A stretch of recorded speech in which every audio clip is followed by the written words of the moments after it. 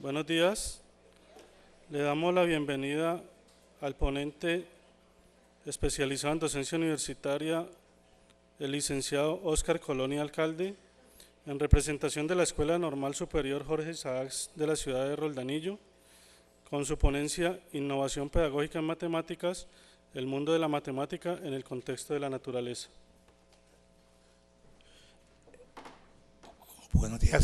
Buenos días para todos y para todas.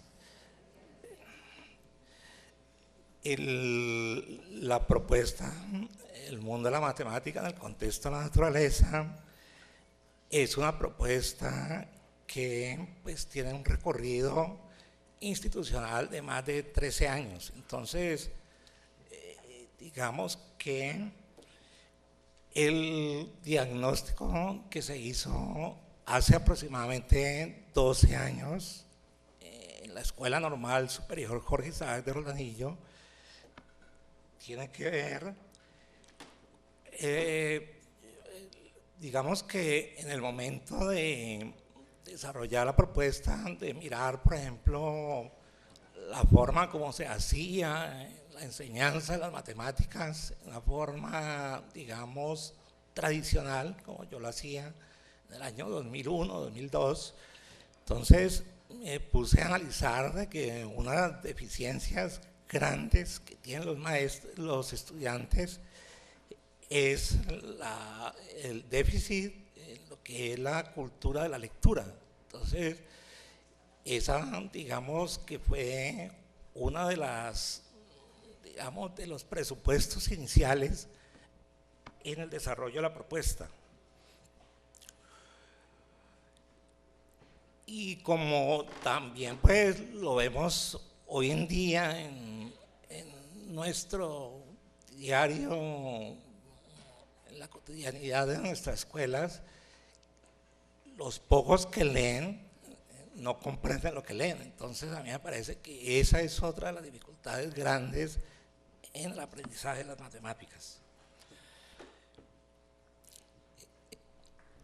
A mí me parece que uno de los problemas graves que tiene digamos, el proyecto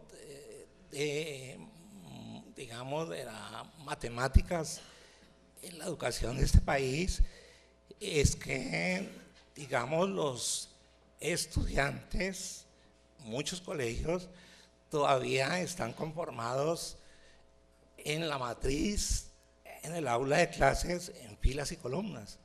Es como una manera perversa, digamos así, de establecer que el aprendizaje es netamente individual, digamos egoísta. Entonces, a mí me parece que esa matriz es necesario también cambiarla, ¿no?, en el proceso de aprendizaje. Otro de los referentes, uno observa en la educación tradicional, ortodoxa, en todas las disciplinas, matemáticas, lenguaje, en cualquier disciplina, en los colegios son los referentes inamovibles.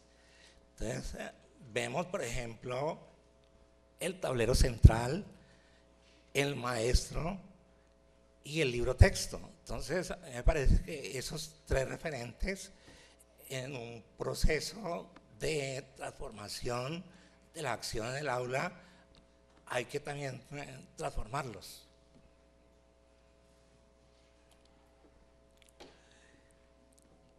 Y los registros que se hacen en el aula de clases, pues necesariamente tienen que ver con estos referentes. Es decir, el estudiante no hace registros autónomos en el aula de clases si no son escritas en el tablero o copiados del libro texto o dictados por el maestro.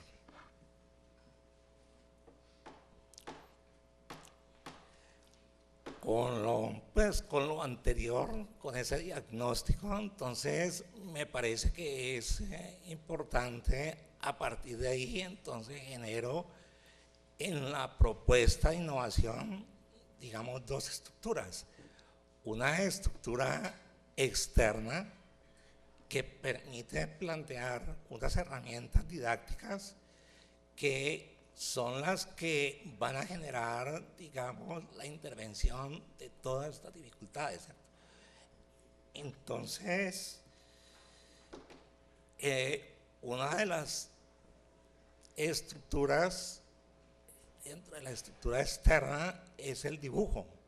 Entonces, el dibujo es una herramienta que me permite, digamos, desconcentrar el poder del tablero central en el aula de clases, porque estos dibujos que hacen los estudiantes con una cuadrícula y un plano cartesiano son los que le permiten interactuar en el grupo cooperativo. Entonces, ya el estudiante no va a necesitar estar directamente saliendo al tablero central, sino que pueda interactuar directamente en su propia mesa de trabajo.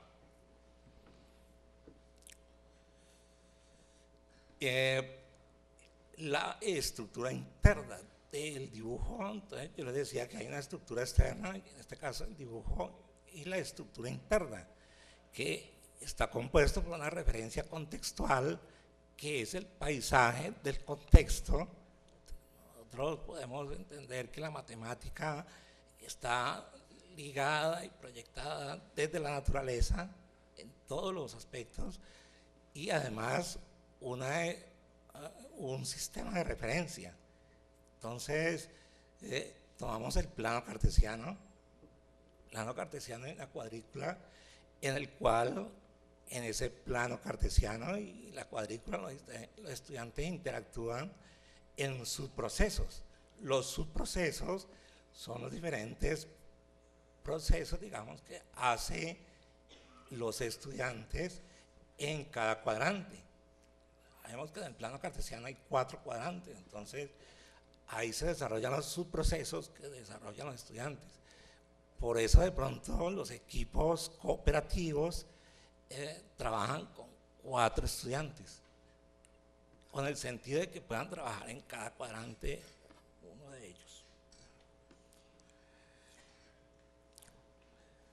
Entonces, ahí lo que les decía, ¿no? Ahí podemos ver la estructura del dibujo en lo que tiene que ver con la referencia contextual y el sistema de referencia.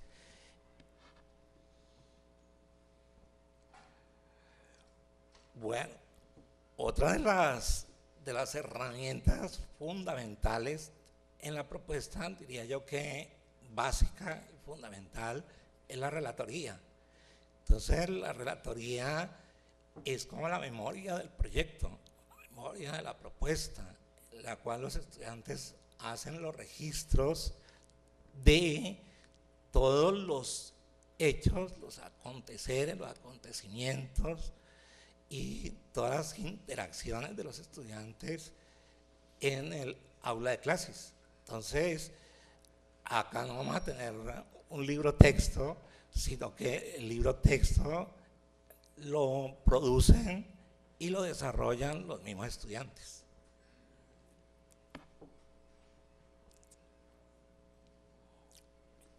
La estructura interna de la relatoría. Entonces, digamos que la relatoría es como si fuera una revista o un periódico. Es decir, hay unidades temáticas, que son 4 unidades temáticas, una por cada periodo académico, y cada unidad temática se divide en 6 secciones. Entonces, cada sección tiene un sentido, ¿no?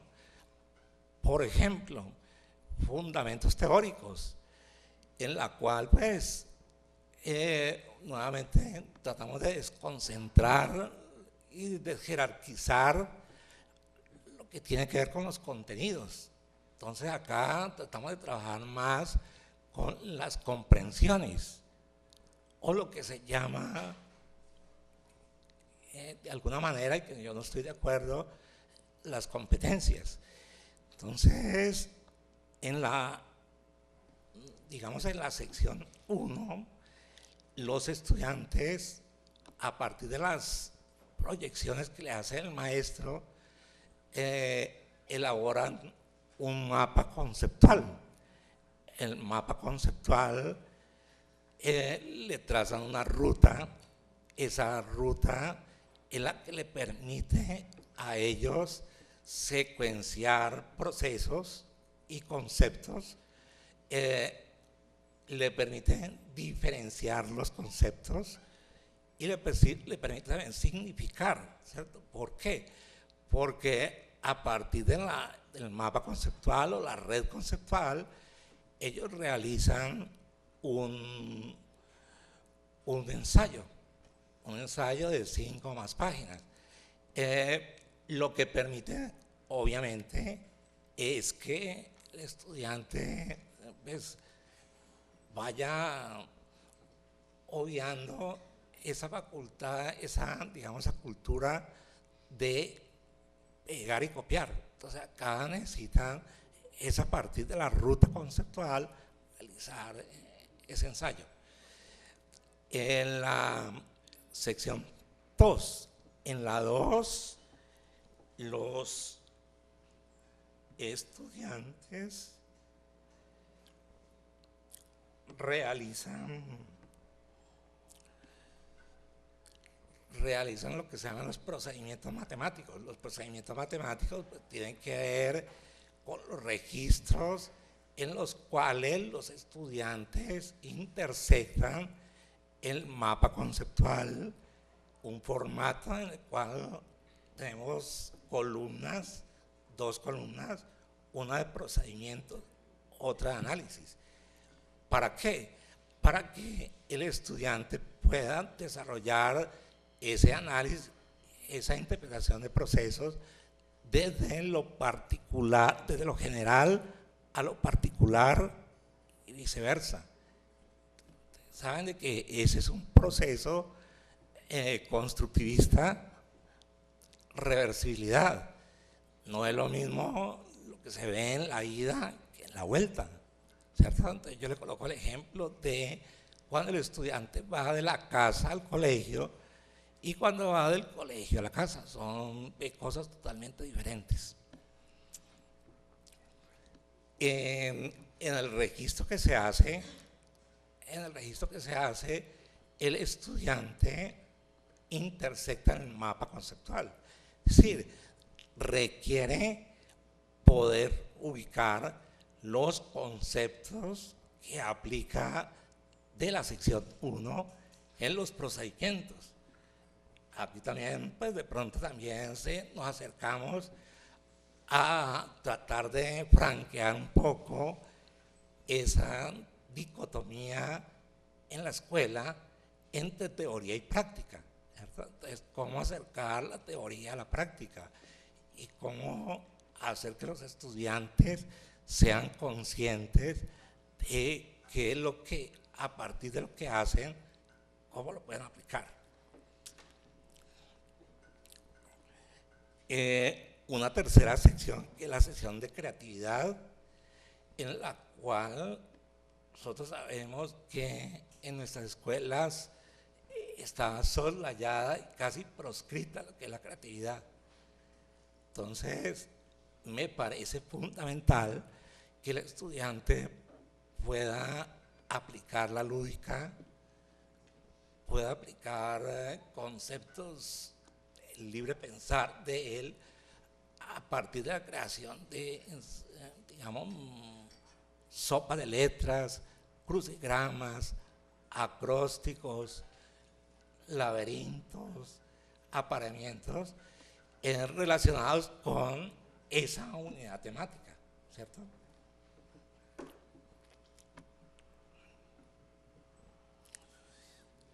La sección 4. En la sección 4, nosotros trabajamos en la propuesta proposiciones. Las proposiciones pues, tienen que ver necesariamente con frases matemáticas que proyectan, digamos, los saberes y los aprendizajes de los estudiantes en la unidad temática. Entonces el estudiante debe formular esa proposición, esa frase matemática, luego la debe evaluar, verdadera o falsa, y luego la debe argumentar. Esa argumentación la tienen que hacer desde los diferentes lenguajes que plantea la matemática: lenguaje cotidiano, lenguaje gráfico y lenguaje simbólico.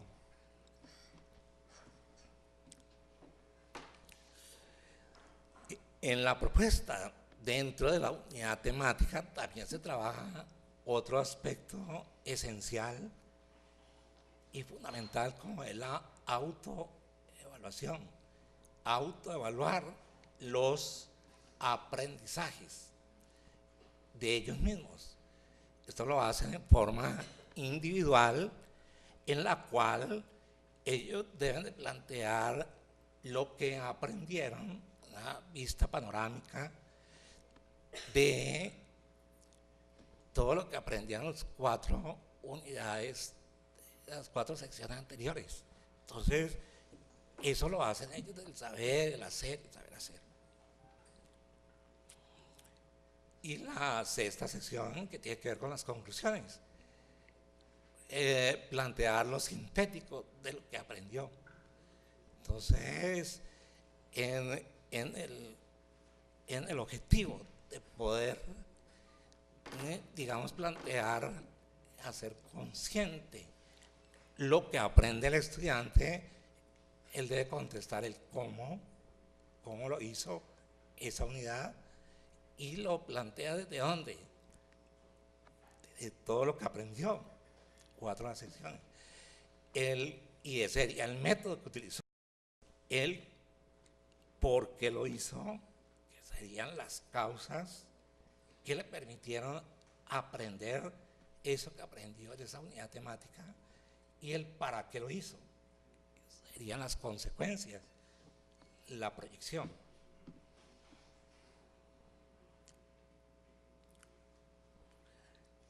Y pues, para no quedarnos en el aplanamiento del mundo, en lo bidimensional, los estudiantes en forma paralela van desarrollando un modelo, una maqueta, que la hacen a partir del paisaje que plantean en la referencia contextual.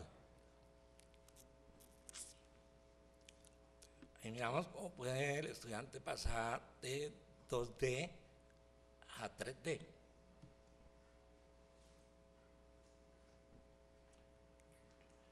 Ahí tenemos la estructura de la relatoría, lo que les hablaba ahorita.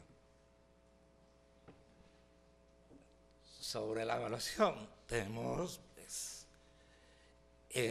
la hacemos en evaluación por procesos, en la cual se plantean fortalezas, debilidades y sugerencias.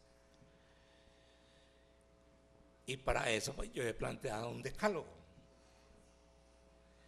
Entonces, la primera, se evalúa el trabajo en equipo. Entonces, la interacción, ¿cierto?, desde la situación adidáctica que se hace una proyección adidáctica en la cual el estudiante es libre de poder ubicar el método para trabajar. Y luego, con las variables didácticas, esa situación didáctica se transforma en una situación didáctica. La evaluación del trabajo individual, obviamente que todo aprendizaje es individual, entonces interactuamos en cada mesa y nos damos cuenta qué pasa con el aprendizaje de ese estudiante. La evaluación de la organización de la relatoría, en la cual el estudiante debe de plantear unos aspectos relacionados con cómo organiza esa estructura interna y la externa. lo que planteamos ahora es evaluar cómo a partir de lo teórico puede llegar a lo práctico y viceversa. Se evalúa la actitud y la actividad transformadora, o sea, cómo el estudiante va transformando su conciencia en el aprendizaje. Se evalúa la apropiación conceptual, es decir, cómo el estudiante es capaz, a partir del concepto, poder accionar en el aula.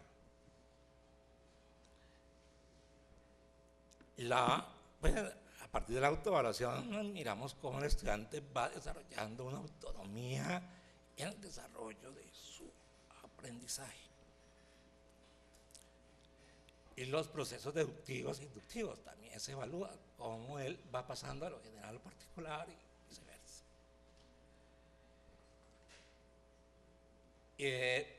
Se evalúa a partir de sugerencias. Entonces el estudiante debe optimizar su proceso y el acompañamiento general del proceso. El impacto de la experiencia. En lo primero, los estudiantes han mejorado en los niveles de argumentación. Eso se ha visto 100%. En el abordaje de las situaciones problemáticas, se trabaja con un plan de acción. Se consideran los conceptos fundamentales para accionar matemáticamente. Es decir, el estudiante a partir del concepto puede accionar en el aula. Utiliza herramientas matemáticas para resolver problemas y a su vez pueden utilizar las mismas herramientas para comprobar el teorema de Pitágoras, toda la teoría de la resolución de problemas de Polya, etc. O sea, ellos a partir de las herramientas pueden generar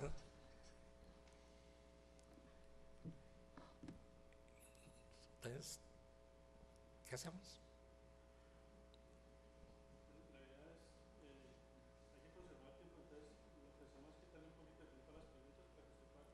Bueno. Y tenemos, por ejemplo, la sexta, que el aula interactúa con los referentes que planteaba. Se evalúa el proceso, no los resultados. Bueno, de todo lo que le he hablado ahí, yo le decía que para mí los procesos de innovación en el aula de clase tienen que partir de la práctica y luego interpretarse con la teoría y no a la inversa. Entonces, todo está fundamentado en la fenomenología, que sabemos que para aprender en la teoría filosófica de la fenomenología está vía cartesiana,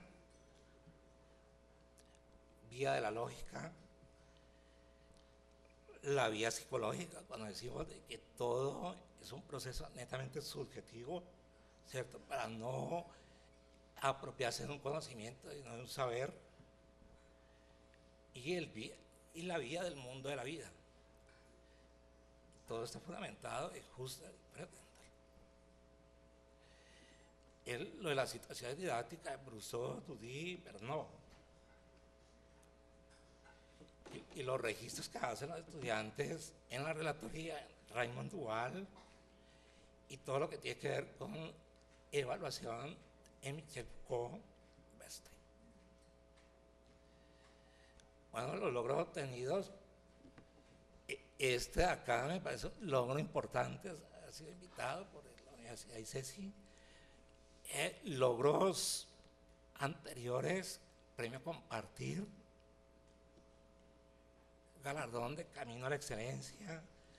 También fui invitado por la Semana de la Calidad Educativa, votada como experiencia significativa, Ministerio de Educación Nacional. Y pues, socialización de la propuesta en revistas, esta revista internacional, LTIA. Así a grosso modo. Terminaríamos ahí, ya pues pasaríamos a la parte de las preguntas.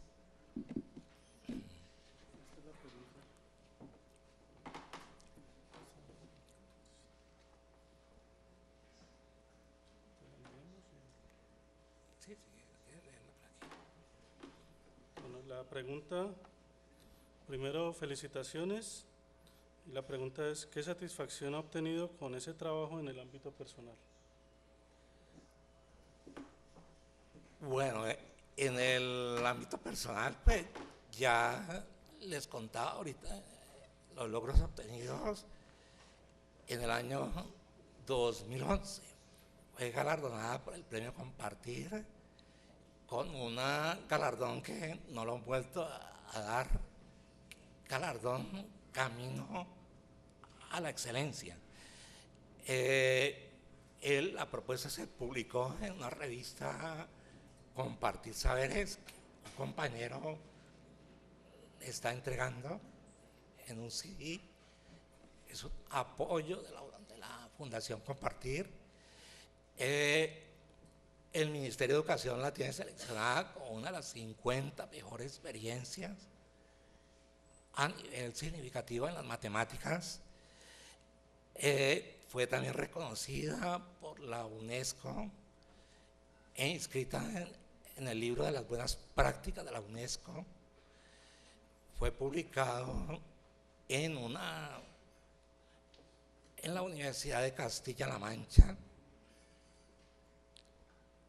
o una propuesta en las jornadas de aprendizaje y enseñanza matemáticas en Jaén, España, y pues ha tenido una serie de logros que pues para mí han sido muy importantes, ¿cierto?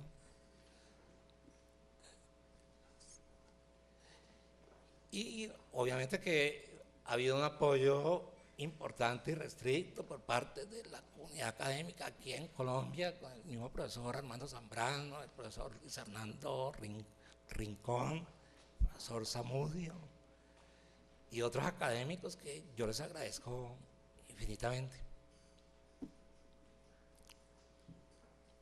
¿No hay más? Okay.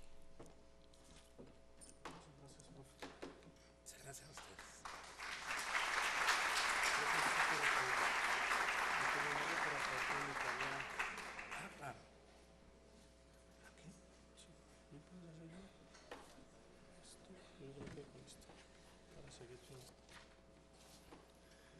Bueno, un aplauso para el licenciado Óscar Colonia Alcalde.